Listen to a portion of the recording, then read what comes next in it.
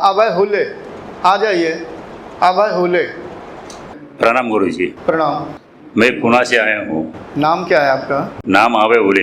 हाँ हाँ, अब आप साधना के विषय में बताइए अपने। गुरु जी आलंदी में संक्षेप में।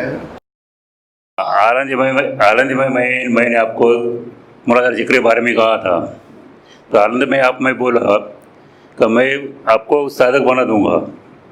इसके बाद आपने मेरे मूलाधार पर शक्तिपात किया। शक्तिपात करने के बाद मेरा मूलाधार से यहाँ तक प्राणवायु से जोर से क्रिया हो रही है।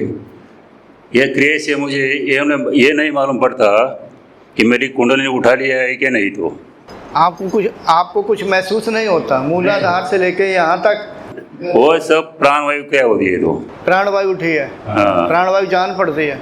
हाँ। गरम कुछ चढ़ता हुआ नहीं जान पड़ता? नहीं पड़ती जान। तो साधना कितनी करते हो?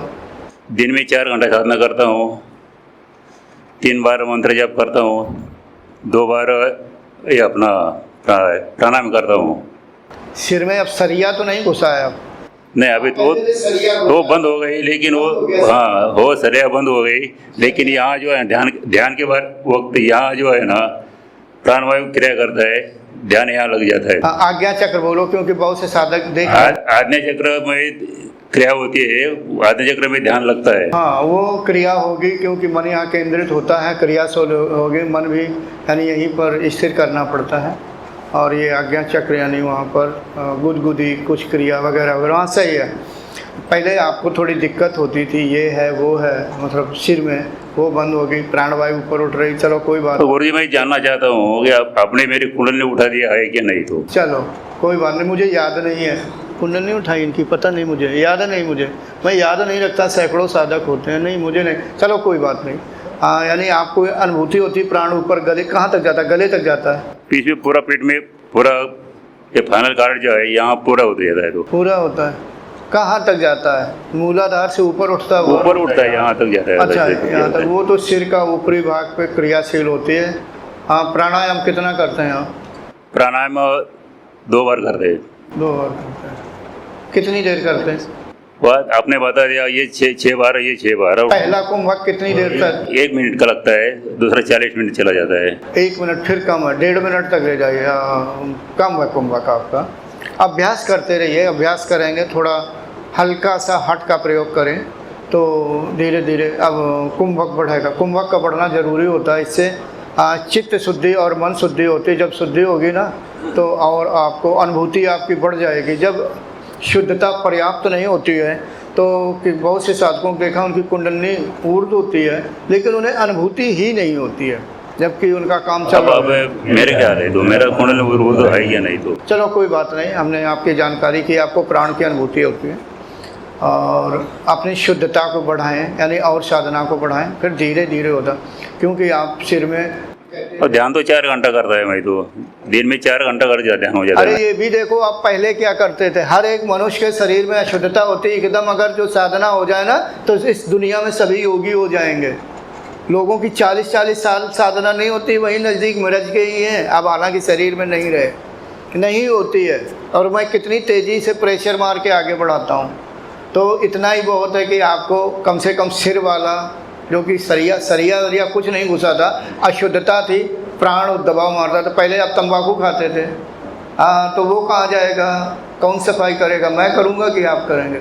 इसीलिए मैं उन साधकों को रोक देता हूँ, आप लोगों को नहीं मालूम, जो किसी भी प्रकार के नशीले पदार्थों का सेवन करते हैं या नॉनवेज खाते। हालांकि पुणे में आए थे और उसका मुझे थोड़ा खामियाजा भुगतना पड़ा, यानी वो गंदगी मुझे सहनी पड़ी।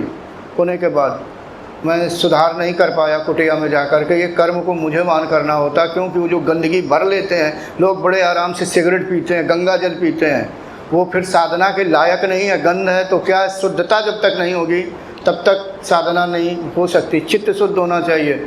और जब ये सब तमोगुण में आता है, जब हम तमोगुण ग्रहण करेंगे तो तमोगुण की मात्रा बढ़ेगी, तो नाड़ियाँ अशुद्ध हो जाएंगी, बंद हो जाएगी। इसी कारण क्यों महसूस होता है। और अगर गौर करें, बच्चे जो छोटे होते हैं 10, 12, 15 साल के, अगर वो साधना करें तो बड़ी तेज़ी से आगे बढ़ जाते हैं, क्योंकि वो नशीले पदार्थों का सेवन नहीं करते हैं, इधर उधर का कुछ सोचते नहीं, उलपटांग काम नहीं करते हैं कुछ, यानी कुल मिलाकर के उनके मन में शुद्धता होती है। ठीक है, उस समय मैंने आपको नहीं बताया था कि क्यों होता है। नशीले पदार्थों का जो सेवन करते हैं उनको साधना थोड़ी देर में होती है। किसी ने लिखा मुझे YouTube पर, मैं तो सिगरेट पीता हूँ और मेरी कुंडलनी ऊर्ध्व है। हालांकि मैं YouTube पर उत्तर नहीं देता हूँ, और उसने कमेंट करना बंद कर दिया। पता नहीं लोग नाम बदल कर भी कमेंट कर देते हैं और बाद में शिविर में भी आ जाते हैं, क्योंकि असली नाम पता नहीं होता, उसमें नकली नाम रखते हैं। तो ऐसा नहीं चलता है।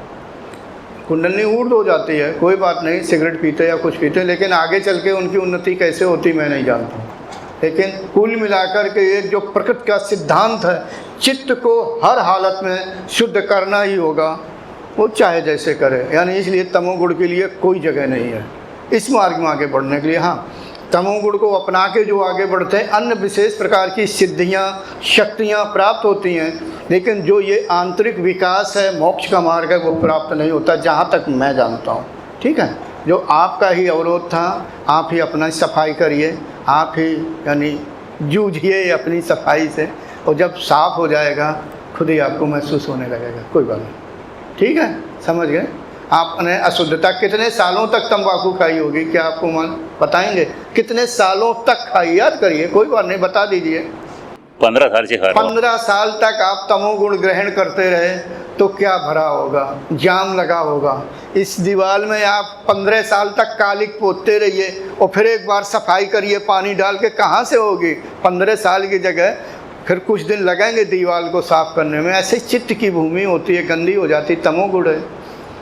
तभी कहा जाता है कि शुद्ध बनो, सात्विक बनो। नहीं कहते सात्विक भोजन करो, जो सात्विक विचार वाले हैं उनकी संगत करो। खैर कोई बात नहीं, आपकी साधना होने लगी है और शुद्धता लाओ, उचित समय पर आपकी अनुभूति बढ़ जाएगी।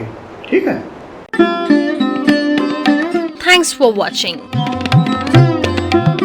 Remember to like, comment and subscribe.